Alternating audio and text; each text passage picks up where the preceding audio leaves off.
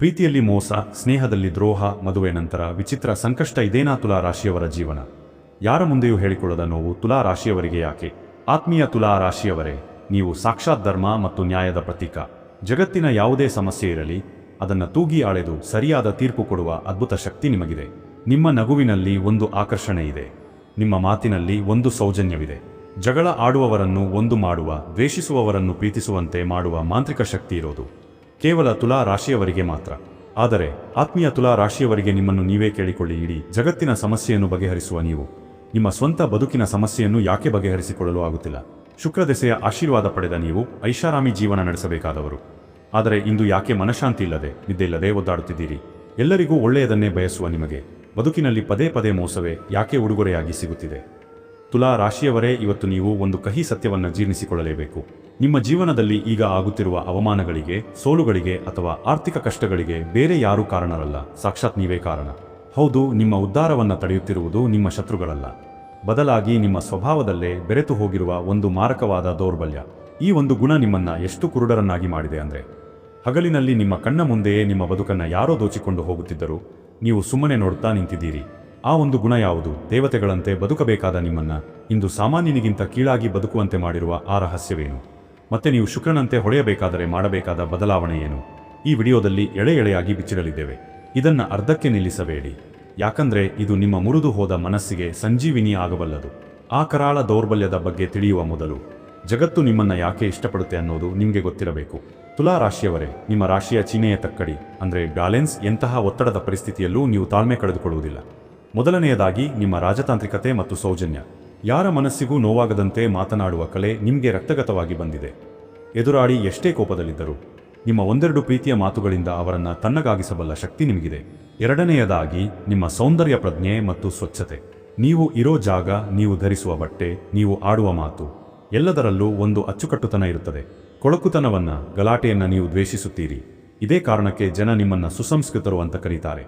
ಮೂರನೆಯದಾಗಿ ಮತ್ತು ಅತಿ ಮುಖ್ಯವಾಗಿ ನಿಮ್ಮ ನ್ಯಾಯಪರತೆ. ಅನ್ಯಾಯವನ್ನ ಕಂಡರೆ ನೀವು ಸಹಿಸಲ್ಲ, ಆದರೆ ಅದನ್ನು ವಿರೋಧಿಸುವಾಗಲೂ ಒಂದು ನಾಗರಿಕತೆಯನ್ನ ಪಾಲಿಸುತ್ತೀರಿ. ಇಷ್ಟೆಲ್ಲ ಅದ್ಭುತ ಗುಣಗಳಿರುವ ನೀವು, ಜಗತ್ತಿಗೆ ಬೆಳಕು ನೀಡುವ ನೀವು, ನಿಮ್ಮ ಮನೆಯ ದೀಪವನ್ನೇ ಯಾಕೆ ಆರಿಸಿಕೊಂಡಿದ್ದೀರಿ? ನಿಮ್ಮ ಈ ಒಳ್ಳೆಯತನವೇ ನಿಮಗೆ ಮುಳುವಾಗಿದ್ದು ಹೇಗೆ? ಈಗ ಆ ಅಸಲಿ ಸತ್ಯವನ್ನ, ಆ ಕಹಿಗುಟ್ಟನ್ನ ಒಡೆಯುವ ಸಮಯ. ತುಲಾ ರಾಶಿಯವರೇ, ನಿಮ್ಮನ್ನ ಬಲ ಪ್ರಯೋಗದಿಂದ ಯಾರೂ ಸೋಲಿಸಲು ಸಾಧ್ಯವಿಲ್ಲ.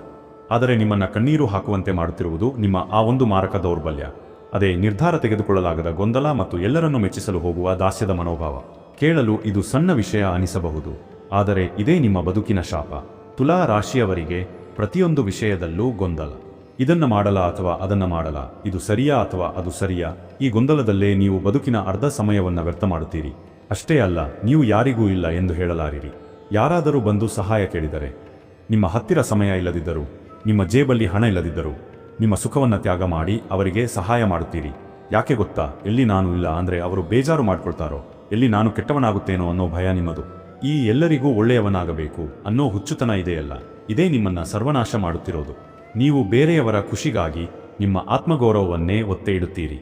ನಿಮ್ಮದಲ್ಲದ ತಪ್ಪಿಗೆ ಕ್ಷಮೆ ಕೇಳುತ್ತೀರಿ. ಸಂಬಂಧ ಉಳಿಸಿಕೊಳ್ಳಬೇಕು ಅಂತ ವಿಷವನ್ನೇ ಅಮೃತ ಅಂತ ಕುಡಿತೀರಿ. ಆದರೆ ಪ್ರತಿಫಲವಾಗಿ ನಿಮಗೆ ಸಿಗೋದೇನು? ಕೇವಲ ಅವಗಣನೆ ಮತ್ತು ದ್ರೋಹ. ಈ ಅತಿಯಾದ ಒಳ್ಳೆಯತನ ಮತ್ತು ಗೊಂದಲದ ಸ್ವಭಾವ ನಿಮ್ಮ ಜೀವನದ ಮೇಲೆ ಬೀರುತ್ತಿರುವ 3 ಭಯಂಕರ ಪರಿಣಾಮಗಳನ್ನು ಒಮ್ಮೆ ಗಮನಿಸಿ. ಮೊದಲನೆಯದಾಗಿ, ಪರಾವಲಂಬಿಗಳ ಸ್ವರ್ಗವಾಗುವಿಕೆ. ತುಲಾ ರಾಶಿಯವರು ಎಲ್ಲಿಯವರೆಗೆ ಬೇರೆಯವರಿಗೆ ಉಪಯೋಗವಾಗುತ್ತಾರೋ ಅಲ್ಲಿಯವರೆಗೆ ಮಾತ್ರ ಜನ ಇವರನ್ನ ಪ್ರೀತಿಸುತ್ತಾರೆ. ನೀವು ನೋ ಹೇಳೋದಿಲ್ಲ ಅಂತ ಗೊತ್ತಿರೋ ಜನ ನಿಮ್ಮನ್ನ ಒಂದು ಟಿಶ್ಯೂ ಪೇಪರ್ ತರಹ ಬಳಸಿಕೊಳ್ಳುತ್ತಾರೆ. ನಿಮ್ಮ ಹಣ, ನಿಮ್ಮ ಸಮಯ, ನಿಮ್ಮ ಬುದ್ಧಿವಂತಿಕೆಯನ್ನು ಹೀರಿಕೊಂಡು ಕೊನೆಗೆ ನೀವು ಕಷ್ಟದಲ್ಲಿದ್ದಾಗ ನಿನಗೆ ಬುದ್ಧಿ ಇಲ್ವಾ, ಯಾಕೆ ಮಾಡಿದೆ ಅಂತ ನಿಮ್ಮನ್ನೇ ದೂಷಿಸಿ ಹೋಗ್ತಾರೆ. ಆದರೂ ನೀವು ಪಾಠ ಕಲಿಯುವುದಿಲ್ಲ, ಮತ್ತೆ ಅಂಥವರನ್ನೇ ನಂಬುತ್ತೀರಿ. ಎರಡನೆಯದಾಗಿ, ಅವಕಾಶಗಳ ಸಮಾಧಿ. ನಿರ್ಧಾರ ತೆಗೆದುಕೊಳ್ಳಲು ನೀವು ಮಾಡುವ ತಡ ಇದೆಯಲ್ಲ, ಅದರಿಂದ ಎಷ್ಟೋ ಅದೃಷ್ಟ ಲಕ್ಷ್ಮಿಯನ್ನ ನೀವು ಬಾಗಿಲಿಂದಲೇ ವಾಪಸ್ ಕಳಿಸಿದ್ದೀರಿ.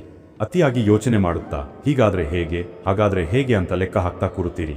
ಅಷ್ಟರಲ್ಲಿ ಕಡಿಮೆ ಬುದ್ಧಿವಂತರು ಆ ಅವಕಾಶವನ್ನ ಬಾಚಿಕೊಂಡು ಮುಂದೆ ಹೋಗಿರುತ್ತಾರೆ. ನಿಮ್ಮ ಬುದ್ಧಿವಂತಿಕೆ ಕೇವಲ ಪ್ಲಾನಿಂಗ್ ಮಾಡೋದ್ರಲ್ಲೇ ವ್ಯರ್ಥವಾಗುತ್ತಿದೆ ಹೊರತು ಆಕ್ಷನ್ ತೆಗೆದುಕೊಳ್ಳೋದ್ರಲ್ಲಿ ಅಲ್ಲ.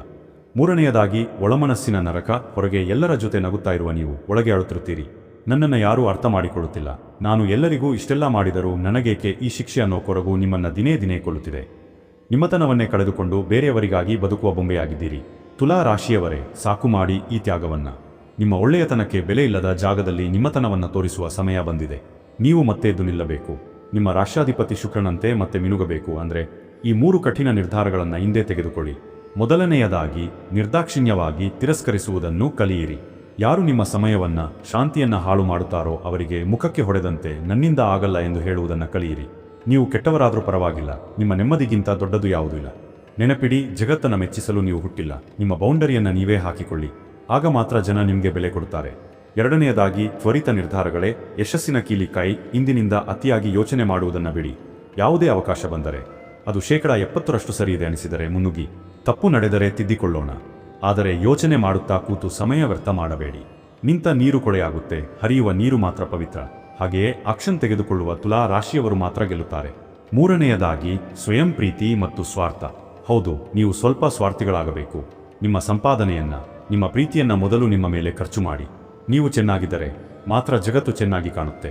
ಕನ್ನಡಿಯಲ್ಲಿ ನೋಡಿಕೊಂಡು ಬೇರೆಯವರಿಗಾಗಿ ಬದುಕುವುದನ್ನು ಬಿಟ್ಟು ನಿಮಗಾಗಿ ನೀವು ಬದುಕುವುದನ್ನು ಹಿಂದೆ ಪ್ರಾರಂಭಿಸಿ. ತುಲಾ ರಾಶಿಯವರೇ, ನೀವು ವಜ್ರದ ಹರಳಿದ್ದಂತೆ ವಜ್ರಕ್ಕೆ ಹೊಳಪು ಬರಬೇಕಂದ್ರೆ ಅದನ್ನು ತೀಡಬೇಕು, ಕತ್ತರಿಸಬೇಕು. ನೀವು ಪಟ್ಟ ಕಷ್ಟಗಳು, ಅನುಭವಿಸಿದ ಅವಮಾನಗಳು ನಿಮ್ಮನ್ನ ಇನ್ನಷ್ಟು ಗಟ್ಟಿಯಾಗಿಸಿವೆ, ಹೊರತು ವೀಕ್ ಆಗಿಸಿಲ್ಲ. ಇಂದಿನಿಂದ ನಿಮ್ಮ ಜೀವನದ ತಕ್ಕಡಿಯಲ್ಲಿ ಒಂದು ಕಡೆ ಜಗತ್ತನ್ನ ಇಡಿ, ಇನ್ನೊಂದು ಕಡೆ ನಿಮ್ಮನ್ನ ನೀವು ಇಟ್ಟುಕೊಳ್ಳಿ. ಯಾವಾಗಲೂ ನಿಮ್ಮ ಕಡೆಯೇ ತೂಕ ಹೆಚ್ಚಿರಲಿ. ನಿಮ್ಮ ಮೃದು ಸ್ವಭಾವವನ್ನು ದೌರ್ಬಲ್ಯ ಎಂದು ಭಾವಿಸಿದವರಿಗೆ ನಿಮ್ಮ ಕಠಿಣ ನಿರ್ಧಾರಗಳ ಮೂಲಕ ಉತ್ತರ ಕೊಡಿ.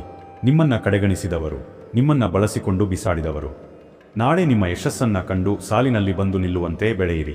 ಆ ತಾಕತ್ತು, ಆ ಕಲೆ, ಆ ರಾಜಯೋಗ ನಿಮ್ಮ ಜಾತಕದಲ್ಲೇ ಇದೆ.